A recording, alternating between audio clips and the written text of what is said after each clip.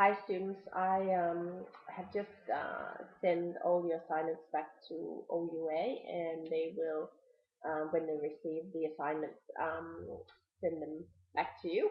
You should be getting them this week, so you can either let me know if you're not getting them, or you can contact Carol at the Macquarie office for OUA, and she's on 9850 6823.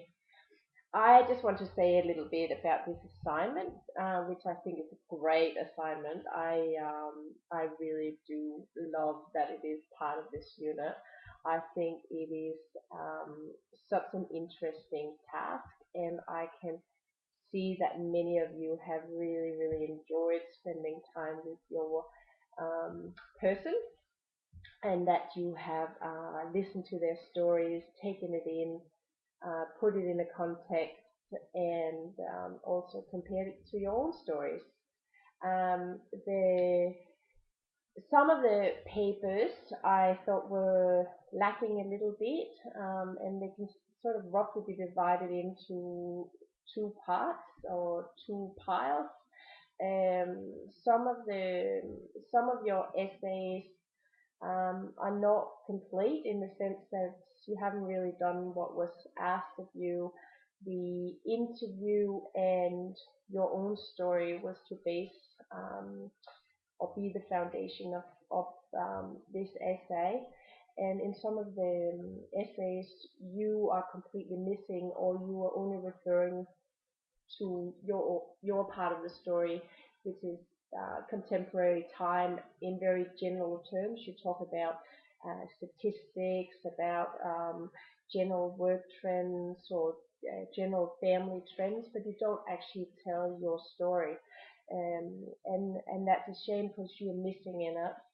This assignment sits within um, this sort of tradition that's called life history research, and there's a really big research project being undertaken at Monash, and I've given you a link in the written bit of it to that, and I think, or I sense that some of you don't really value this form of sorry, sort of really value this form of research. You refer to um, the interviews as anecdotal, or in other ways don't really regard it. You just use it to sort of back a point that you would have given anyway. Um, but if you look up this research project, you will see that it is a um, a very strong tradition, really, within sociology, and it is a valid way to collect information, especially when it comes to generations. And so look it up and see what you think. The other the other pile, if I was to say that, where that I don't think are as strong as they should be, have a lot of focus on the stories, and however interesting they are, and some of them are really interesting, um, you also to um, um, put it into context. And I think Harry writes about, he says something about your sociological imagination. It means that you have to put it into context, and you have to relate it to things that you read.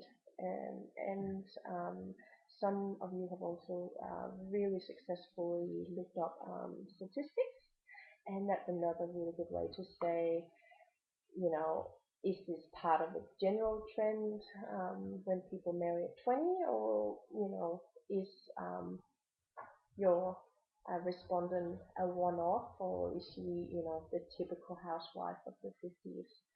Um, I was really happy also to see that there was such a great variety in how you had approached this.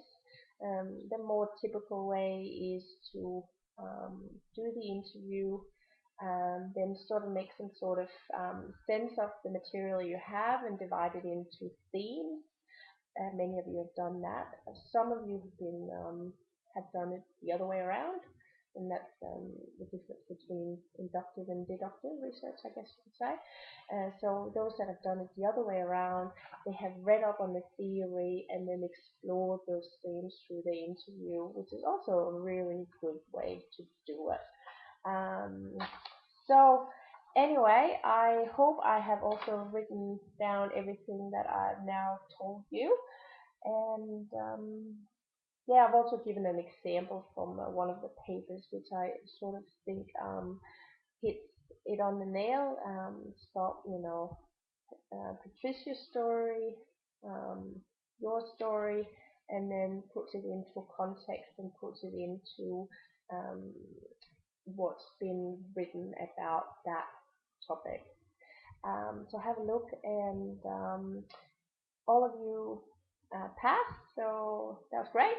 And keep up the good work. I think it's a really good idea to get started on the wikis.